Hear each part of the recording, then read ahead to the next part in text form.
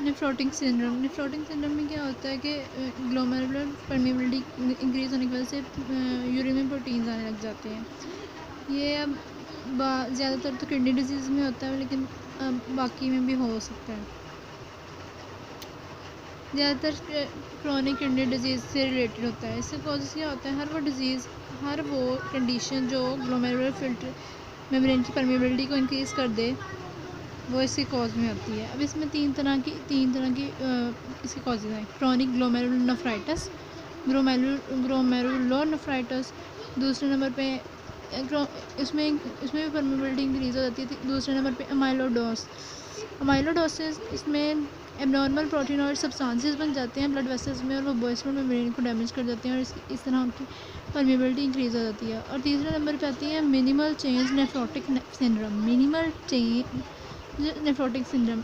इसमें क्या होता है कि नॉर्मली बेसमेंट मेम्ब्रेन पे नेगेटिव चार्ज होता है, लेकिन ये ऑटोइम्यून रिएक्शन की वजह से ना ये चार्ज ये ख़त्म हो जाता है, उस एंटीबॉडी अटैक करती है और ये चार्ज ख़त्म हो जाता है। उसकी वजह से क्या होता है कि नॉर्मली जो प्रोटीन्स होती हैं ना, उनके नेगेटिव चार्ज होता है और वो रिपेल हो जाती है। लेकिन जब नेगेटिव चार्ज ख़त्म हो जाएगा तो ये यूरिन में अपीयर हो जाती हैं, स्पेशली एल्ब्यूमिन। और ये अब अकरेंस किन में होती है, ये ज़्यादातर चिल्ड्रंस में होती है, एडल्ट्स में नहीं होती। एडल्ट्स में भी होती है, लेकिन चिल्ड्रन में ज़्यादा होती है, 2 से 6 साल के बच्चों के में। अब इसमें अब ये क्यों बच्चों में ना, अब इसके इफ़ेक्ट्स क्या होते हैं। एक तो प्रोटीन्स लॉस हो रही हैं, उसकी वजह से प्लाज्मा प्रोटीन कंसनट्रेशन कम हो रही है। Normally 40 grams of plasma protein ना लॉस हो जाती है यूरिन में हर दिन, और ये बच्चों के लिए बहुत एक्सट्रीम कंडीशन होती है। तो इस तरह बच्चों का जो प्लाज्मा प्रोटीन कंसनट्रेशन है ना, वो कम हो जाती है, और इसके अलावा क्लोइडल ऑस्मोटिक प्रेशर भी कम हो जाता है। प्लाज्मा प्रोटीन कंसनट्रेशन 2 ग्राम पर डेसीलीटर हो जाती है, और इससे भी कम हो जाती है। और जो क्लोइडल ऑस्मोटिक प्रेशर है ना, वो 10 mm ऑफ Hg से भी कम हो जाता है। जब क्लोइडल ऑस्मोटिक प्रेशर कम हो जाएगा, तो जब ये क्या करता है, क्लोइडल ऑस्मोटिक प्रेशर की वजह से वाटर रिटेन रहता है ना, तो उसकी वजह से वाटर लीक करने लग जाता है प्लाज्मा में, ठीक है।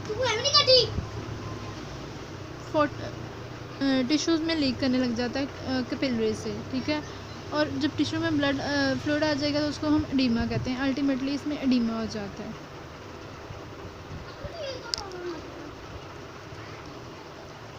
नेक्स्ट इफेक्ट्स देखते हैं। Nephron functions in chronic disease. इसमें क्या होता है, एक तो वो कहते हैं कि ना, जो बाकी है ना, जब हमारे पास बहुत से नेफ्रॉन्स वो फंक्शन लॉस करते रहते हैं, जो बाकी बच जाते हैं ना, उनमें वो वाटर और सॉल्यूट्स ज़्यादा एक्सक्रीट करने लग जाते हैं, मतलब उन पर प्रेशर ज़्यादा बढ़ जाता है।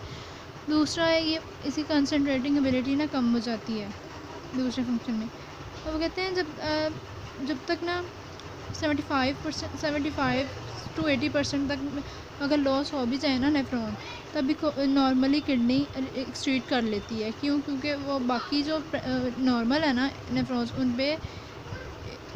पे वो प्रेशर ज़्यादा पड़ जाता है, वो ज़्यादा यूरिन एक्सक्रीशन करने लग जाती है।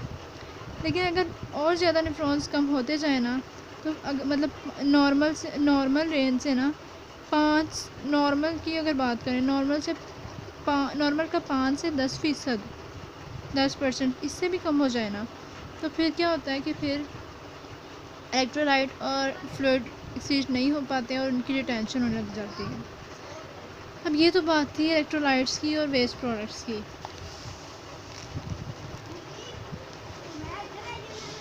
ये तो बात थी इलेक्ट्रोलाइट्स और वेस्ट प्रोडक्ट की। लेकिन जो होते हैं ना बाज़ वेस्ट प्रोडक्ट्स, जिसमें यूरिया और क्रिएटिनिन हो जाते हैं, ये जैसे जैसे नेफ्रॉन के नंबर कम होते जाते हैं ना, तो ये बॉडी में अकोमोडेट हो जाते हैं, ये एक्सक्रीट नहीं होते। जैसे ये देखें, GFR कम हो रही है, ये कम हुई। पहले GFR जितनी थी, GFR के प्रोपोर्शन में होता है, ये GFR जितनी है उतनी ही प्रोडक्शन है। ये डॉटेड लाइन प्रोडक्शन है, और प्रोडक्शन ऑफ द क्रिएटिनिन, और ये जो नीचे वाली लाइन है वो एक्सक्रीशन ऑफ क्रिएटिनिन है। जब तक हमारे पास वो कांस्टेंट थी, तो जो प्रोडक्शन और फिर एक्सट्रीशन का रेट कम रहा, इक्वल रहा। अब जब GFR कम हो जाती है तो जो उसकी एक्सट्रीशन है ना, एक्सट्रीशन वो भी कम हो जाती है, क्योंकि एक्सट्रीशन प्रोपोर्शनल, इनकी जो एक्सट्रीशन होती है ना ग्लोमेरुलर फिल्ट्रेशन पे डिपेंड करती है। और मतलब जितनी ग्लोमेरुलर फिल्ट्रेशन होती है उतनी ही इनकी एक्सट्रीशन होती है। क्यों? क्योंकि रीअब्जॉर्ब तो होते नहीं हैं। तो ये कम हुआ था उसी तरह ये भी कम हो गया, ठीक है। लेकिन अल्टीमेटली क्या होता है, ये अकोमुलेट होने लग जाते हैं। जब अकोमुलेट होने लग जाते हैं प्लाज्मा कंसनट्रेशन क्रिएटिनिन की बढ़ जाती है, उसकी वजह से ना फिर ये इनका एक्सट्रीशन रेट नॉर्मल हो जाता है। GFR अभी कम ही है लेकिन एक्सट्रीशन फिर भी ज़्यादा हो जाती है। क्यों? क्योंकि प्लाज्मा में कंसनट्रेशन इनकी ज़्यादा हो जाती है। पहले GFR कम हुई, उसकी वजह से एक्सट्रीशन क्रिएटिनिन की कम हो गई, लेकिन अल्टीमेटली अकोमुलेट होने लग गए। अकोमुलेटिंग की वजह से प्लाज्मा कंसनट्रेशन इंक्रीज़ हो गई। तो जब इंक्रीज़ हो गई तो उसकी वजह से एक्सट्रीशन रेट इक्वल हो जाता है।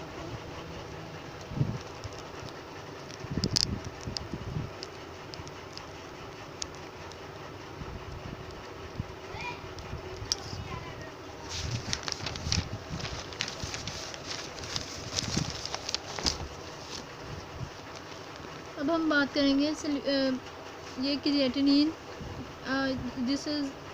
ये ग्राफ है क्रिएटिनिन का ग्राफ और यूरिया का ग्राफ है। मतलब ये वेस्ट प्रोडक्ट्स का ग्राफ है। वेस्ट प्रोडक्ट ये नीचे GFR दी हुई है, यहाँ प्लाज्मा कंसनट्रेशन दी हुई है। ये प्रोपोर्शन रहते हैं। GFR कम हुई तो प्लाज्मा कंसनट्रेशन भी कम हो गई, मतलब इसी तरह, ठीक है। इनका मैंने बता दिया आपको। अब दूसरे नंबर हम बात करते हैं हाइड्रोजन फॉस्फेट और यूरिया की। ये तो हमने सिर्फ क्रिएटिनिन की बात की थी पहले। इनमें क्या होता है, यूरेट, फॉस्फेट, हाइड्रोजन और यूरेट का ये B कर्व है, इसमें रिलेटिवली कांस्टेंट रहते हैं। ये तो कांस्टेंट रहता है ना, मतलब GFR कम भी हो जाए लेकिन फिर भी जितना पहले था ना नॉर्मल GFR में उतना ही एक्सट्रीशन हो रही है। इसमें क्या हो रही है कि एक्सट्रीशन उतनी नहीं है लेकिन रिलेटिवली कांस्टेंट है। इसमें जो ये C कर्व है, इसमें सोडियम और क्लोराइड की बात की हुई है, इसमें वर्चुअली कांस्टेंट है, मतलब उससे भी थोड़ा कम। अब फॉस्फेट और हाइड्रोजन क्या होता है, इनमें ना जब GFR कम होती है तो ये रिलेटिवली कांस्टेंट कैसे रहती हैं। उसमें तो था ना कि अकोमुलेशन हो गई थी, उसकी वजह से वो एक्सट्रीशन स्टार्ट हो जाती है। इसमें दो तरह के ना चेंजेस आती हैं।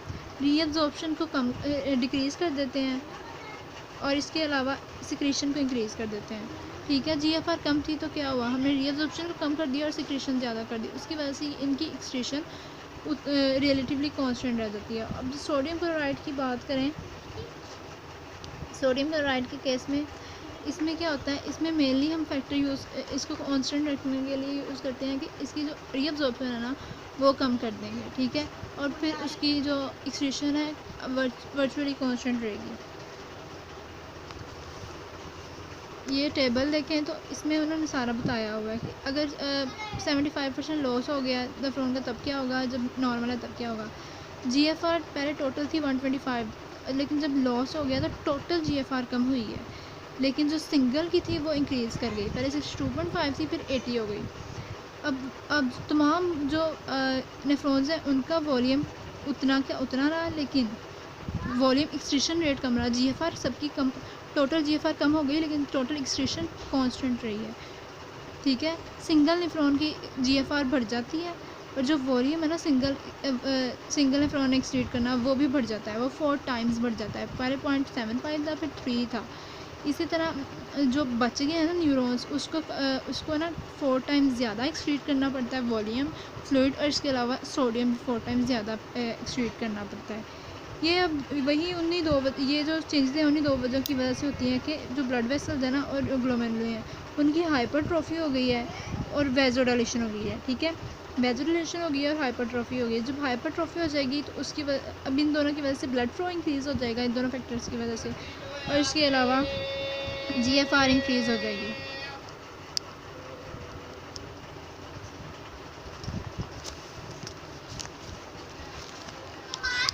इसके दूसरे इफेक्ट में देखें तो हमारे पास आ जाता है आइसोस्थीन्यूरिया, मतलब कंसनट्रेशन और यूरिन की जो कंसनट्रेशन और डाइल्यूशन एबिलिटी है ना वो इसकी लॉस हो जाती है। वो कैसे होती है, यहाँ पे उन्होंने स्पेसिफिक ग्रेविटी बताई हुई है और ये अब ये नंबर ऑफ़ न्यूट्रॉन्स है, ये नंबर ऑफ़ न्यूट्रॉन्स कम हो रहे हैं, ये स्पेसिफिक ग्रेविटी नीचे कम हो रही है।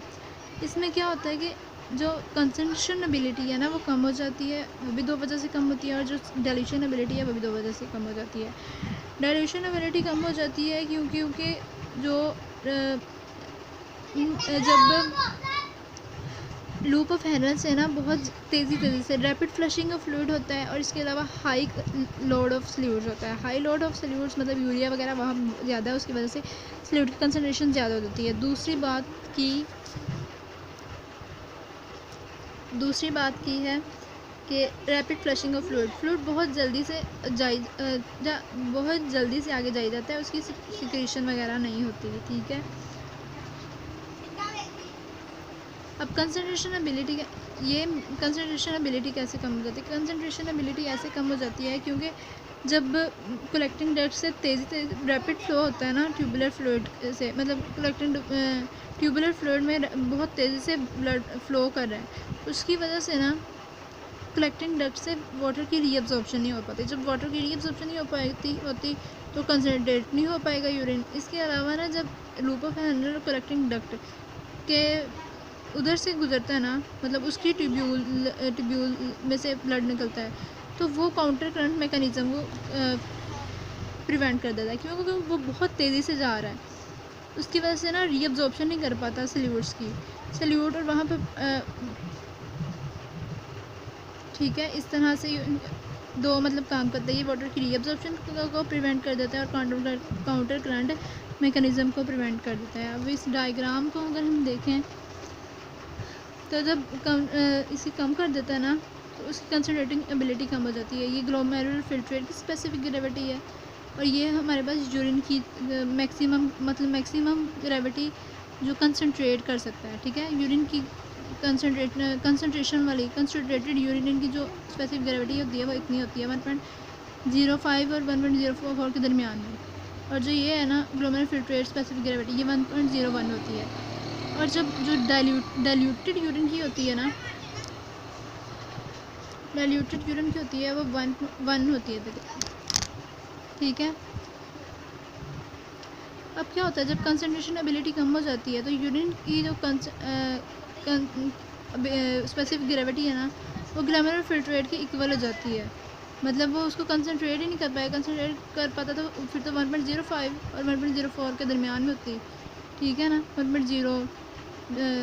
1.04 समथिंग, ठीक है। लेकिन वो कंसंट्रेट नहीं कर पाता, उसकी वजह से उसकी स्पेसिफिक ग्रेविटी कम हो जाती है और वो इक्वल हो जाती है ग्लोमेरुलर फिल्ट्रेट की स्पेसिफिक ग्रेविटी के। अब मिनिमल उसकी 1 होनी चाहिए, तो जब उसकी डाइल्यूशन मैकेनिज़्म भी इफेक्ट हो गया तो उसकी वजह से ये इंक्रीज़ कर जाती है और वो भी ग्लोमेरुलर फिल्ट्रेट के बराबर हो जाती है।